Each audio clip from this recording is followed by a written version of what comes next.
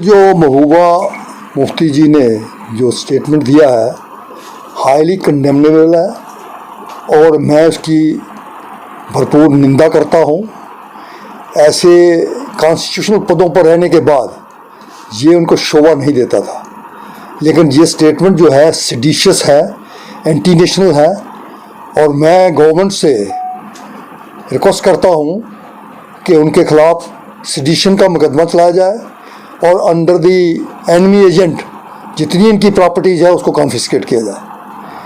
महबूबा मुफ्ती जी का कहना कि आर्टिकल 370 और 35A ब्रिज था between India and the Jammu Kashmir, मैं उनको वाज़ह कर देना चाहता हूँ कि हिंदुस्तान के स्टेट का जो एक्सेशन था, अलहक था इंडिया के साथ, वो 26 अक्टूबर 1947 में हुआ था। 15 अगस्त 1947 को देश आज़ाद हुआ था। 3 महीने के बाद ही वो एक्सेशन जो है किसी वजह से, क्योंकि पाकिस्तान ने हमला कर दिया, तो महाराजा ने वो एक्सेशन जो है वो कर किया और under the independent act that accession final, full and final था, उसमें कोई इफ्स एंड बट्स नहीं थे। तो स्टेट तो उसी दिन भारत का अंग बन गई। तो ये कहना कॉन्स्टिट्यूशन, उसके बाद इंडियन कॉन्स्टिट्यूशन असेंबली कॉन्स्टिट्यूट हुई, उन्होंने उसमें ये जो आर्टिकल आया, ये पंडित नेहरू की महाराजा के खिलाफ जो नफरत थी और शेख अब्दुल्ला के लिए जो उनकी अफिनिटी थी, ये उसको खुश करने के लिए ये आर्टिकल वहाँ पर डाले गए, जिसका वहाँ पर विरोध हुआ और उन्होंने कहा कि ये टेम्पररी है और ये धीरे धीरे घिस जाएंगे। लेकिन जो भी हुआ वो उन लीडरों ने गलती की और जब शेख अब्दुल्ला का प्लान एक्सपोज हुआ 1953 में, तो उस वक़्त ही ये ख़त्म हो जाना चाहिए था, क्योंकि उस वक़्त प्रजा परिषद ने एक एजिटेशन शुरू की थी, एक विधान एक प्रधान और एक देश में 2 प्रधान 2 निशान 2 विधान नहीं हो सकते। तो ये उन वजह से ये सारे का सारा जो है ये फ्रॉड कॉन्स्टिट्यूशन पर हुआ था। और एक पर्सनल, क्योंकि तमाम जो स्टेट्स थी, जितनी को स्टेट्स थी ये हिंदुस्तान में, जितनी 562-63 स्टेट्स थी, वो पटेल जी ने की। लेकिन जम्मू का मसला उन्होंने अपने पास रखा, क्यों कि Nehru ji having a affinity for Sheikh Abdullah और लॉर्ड माउंटबेटन की साजिश थी उसमें, और शेख अब्दुल्ला का खुश करने के लिए ये सारी चीज़ें जो है आफ्टर दी, जब स्टेट उसका एक्सेशन हो चुका था, उसके बाद से सारी बातें हुई हैं, तो ये भूली हुई हैं। उस वक़्त महबूबा मुफ्ती जी पैदा भी नहीं हुई थी। दूसरी बात, इन्होंने कहा कि ये इसको रिमूव करना ये डकैती है। ये पार्लियामेंट की मेंबर रही हैं, ये पार्लियामेंट में बिल पेश हुआ, पार्लियामेंट ने पास किया और parliament is supreme to amend the constitution. और अगर इनको तकलीफ है तो सुप्रीम कोर्ट में गए हैं, वहाँ इंतज़ार कर लीजिए, देख लीजिए इलीगल है या लीगल है। तो ये जो है इनका ये स्टेटमेंट जो है हाईली कंडेमनेबल है, सेडिशियस है और एंटी नेशनल है।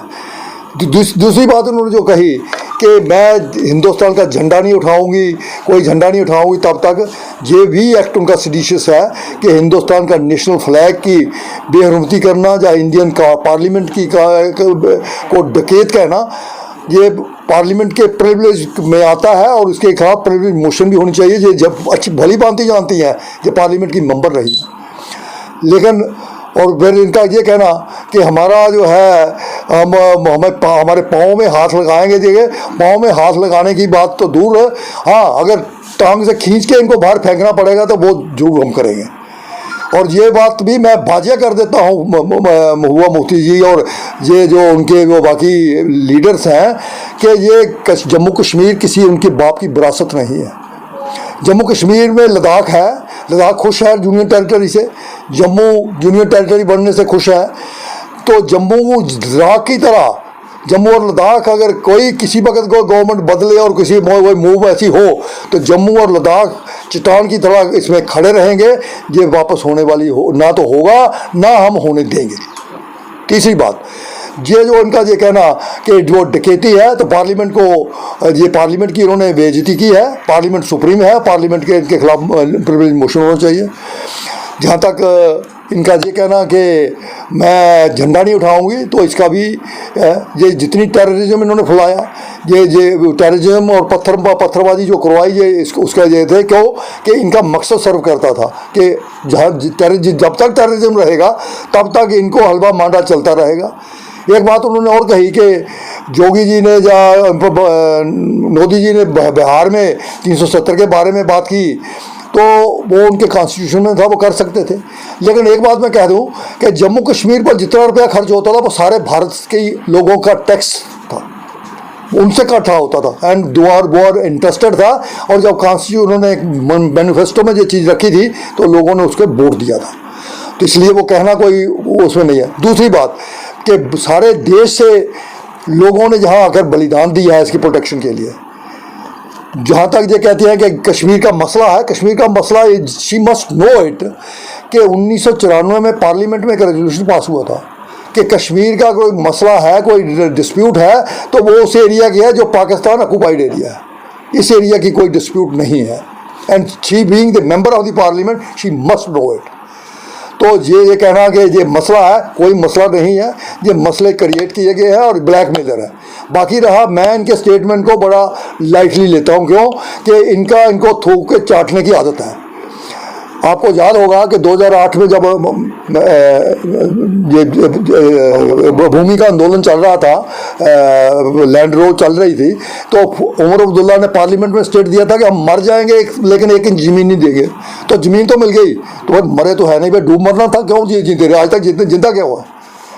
दूसरी बात, महबूबा मुफ्ती ने भी उस वक्त कहा था कि हम मुजफ्फराबाद जाएंगे, जुलूस लेकर लोगों को लेकर मुजफ्फराबाद जाएंगे। तो मैंने उस वक्त भी कहा था कि आप जाइए, हम आपका रास्ता भी खुलवा देंगे, 6 महीने का राशन भी देंगे वहाँ पर जाके, क्योंकि वो हमारा एरिया है, पाकिस्तान का नहीं है, जा सकते हैं आप।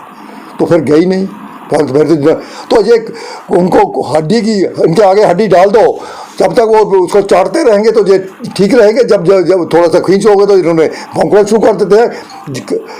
ये इनकी नहीं है, राइट फ्रॉम शेख अब्दुल्ला ने महाराजा हरि सिंह को जब नेहरू के कहने पर बाहर निकाला, अंडरटेकिंग की कि I will be faithful to the Maharaja, लेकिन उसने उसका भी उल्लंघन किया। तो ये तो अपना पंतरा बदलते रहते हैं हर वक्त, कभी जम्मू में कुछ स्टेटमेंट देते हैं, कश्मीर दिल्ली में और देते हैं, श्रीनगर में और देते हैं। तो they are not believable persons, blackmailer है। ब्लैकमेल करके इन्होंने आज तक सारे भारत को लूटा है, जम्मू को लूटा है, लद्दाख को लूटा है। तो ये भूल जाएं कि ये रेस्टोर होगा और ना ही होने देंगे अब।